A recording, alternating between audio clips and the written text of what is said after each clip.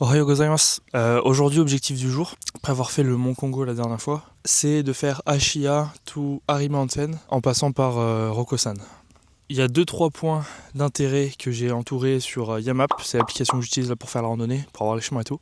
Donc là, on est à l'entrée du sentier. On a fait juste 5 minutes de marche après être rentré. Enfin, on a pris le bus et on a marché pour arriver après dans la zone. Et puis c'est parti.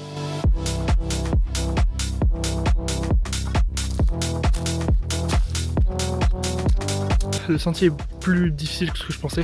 Ça monte vraiment hard. Pour savoir que c'est difficile, vous avez des cordes accrochées pour monter. Allez, ça continue.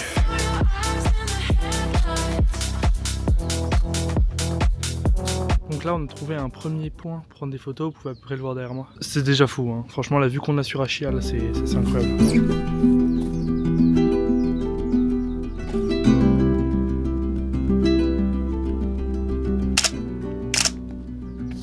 Au sommet, ça va être incroyable. Parce que là, on est encore au début, hein. On n'est pas bien haut encore. Mais juste, c'est complètement dégagé. C'est assez ouf. Allez, on y retourne.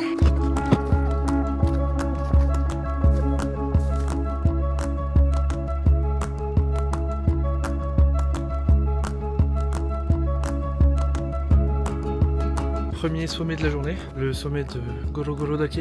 Donc c'est sur le chemin, là on est à 565. Après on va redescendre un petit peu et ensuite remonter pour atteindre la suite du parcours, faire le lac.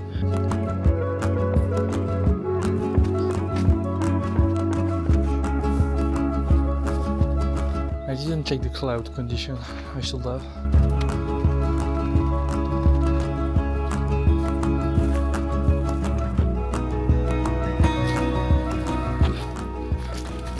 On est en train toujours de continuer le sentier. Donc là on est direction le lac. Et donc on est en train de suivre via l'application Yamap, qui est super pratique. Association de Yama, montagne et map. Les oiseaux, petit ruisseau. Je pense qu'on s'arrêtera à manger un petit bout avant de continuer la suite. Darling, won't you do me a favor? Don't you go and put me in danger. Put your mouth on my mouth, chew me up, spit me out, pick me up, put me down again. Do me a favor. Don't you go. Donc là on est en train de marcher à côté du lac et on se dirige vers la galerie Gishi. Je crois que c'est ça le nom. Bon bah c'est fermé. On a essayé le Gishi Gallery. On a essayé les 3 musées là qu'il y avait sur le chemin. Les 3 sont fermés, ou alors sur le site web il y a marqué peut-être avec réservation, on sait pas trop. Donc bah là c'est mort pour les musées.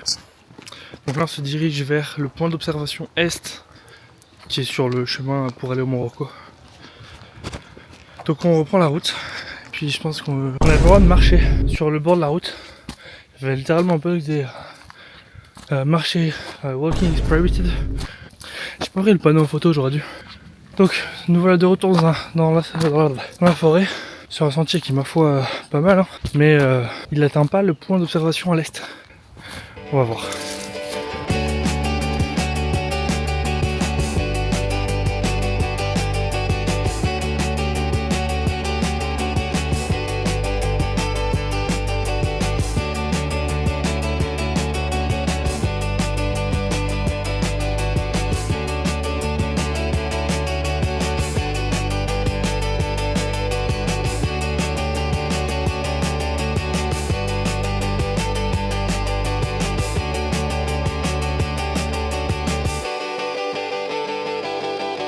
On a trouvé un petit sanctuaire avec une belle vue déjà, franchement. Donc on est toujours en route pour le sommet. Donc là on est obligé de marcher sur la route parce que le sentier en forêt s'est arrêté. Par contre j'ai la dalle, j'ai vraiment la dalle. Bon, je pense qu'on va manger au top et j'ai hâte. Là j'ai hâte.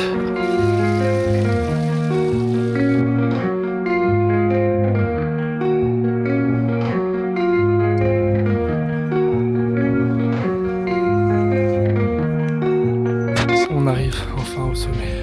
Il y a déjà une vue de fou. Et là on est en train d'arriver au point précis, le plus haut de la montagne.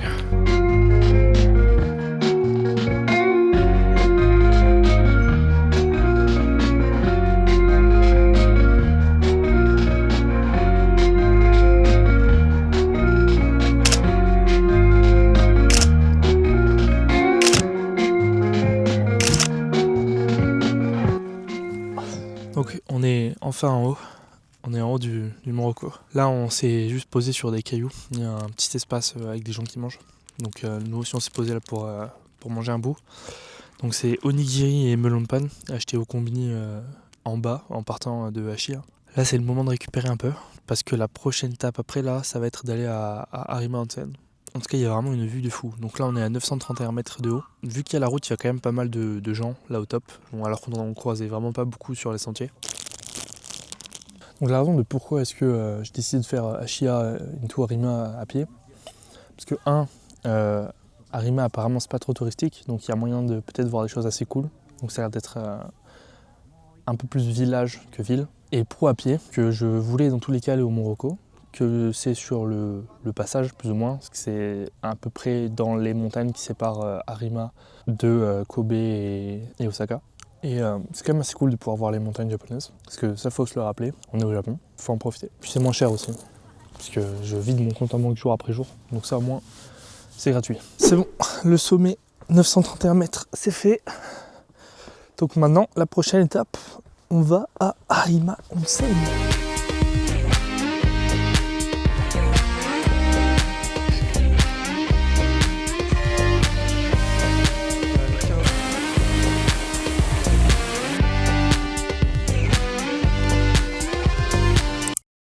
Donc Arima Onsen est une station thermale japonaise située sur les pentes du mont Roko au nord de Kobe.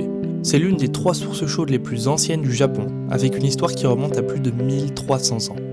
Plusieurs dizaines d'hôtels et de ryokan composent ce village de montagne dont les sources auraient des vertus curatives. Depuis, le village a eu quelques réparations, mais outre certains aménagements en béton un petit peu fatigués, on y retrouve quand même des maisons en bois qui datent de la période Edo. La période Edo, pour vous rendiez un petit peu plus compte, c'est de 1603 à 1868. Donc c'est des maisons qui ont pour la plupart quasiment 400 ans. Donc voilà la promesse du lieu, ça va être de nous offrir pendant quelques heures un aperçu de ce que pouvaient être les villes pendant la période Edo. Bon, un petit peu plus de détails quant aux sources qui forment ces onsen. Donc la renommée de la station s'est construite avec les 2 types de sources naturelles qui sont donc Kinsen, l'eau dorée voire brune qui est riche en fer et salée, aux propriétés apaisantes pour le corps et la peau, et Ginsen, l'eau claire au reflet argenté, composée de carbonate de radium qui soulage les tensions musculaires et articulaires.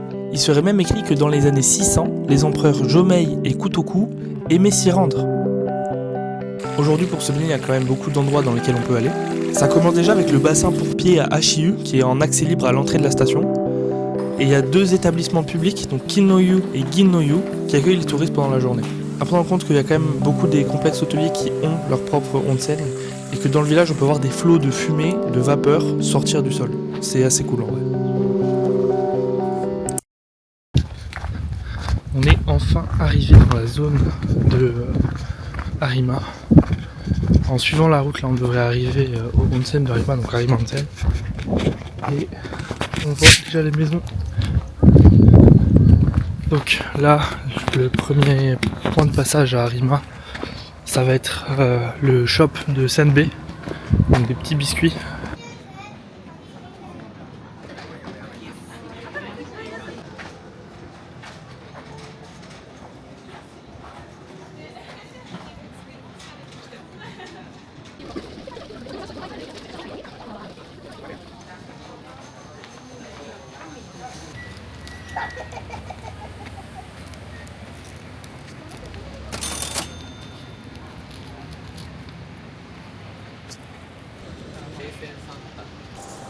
Donc comme vous l'avez compris, on est arrivé à Arima. Donc là, on a juste mangé les senbei qui sont assez connus. Et là, on est en train de voir qu'est-ce qu'on fait en priorité. Parce là, on est quasiment 16h. Donc le but, ça va être de faire le maximum de choses qu'on peut faire. Et peut-être aller manger un bout. Là, on a vu qu'il y a un musée aussi qui peut être ok à faire. Donc bref, on va voir. Et je vous embarque de toute façon avec moi.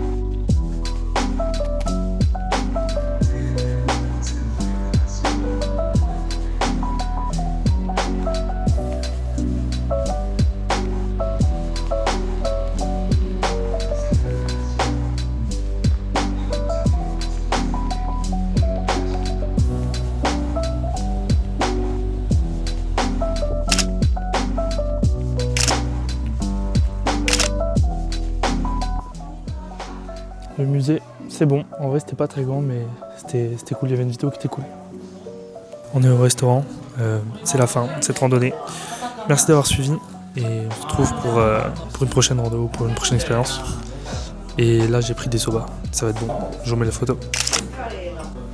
À la plus.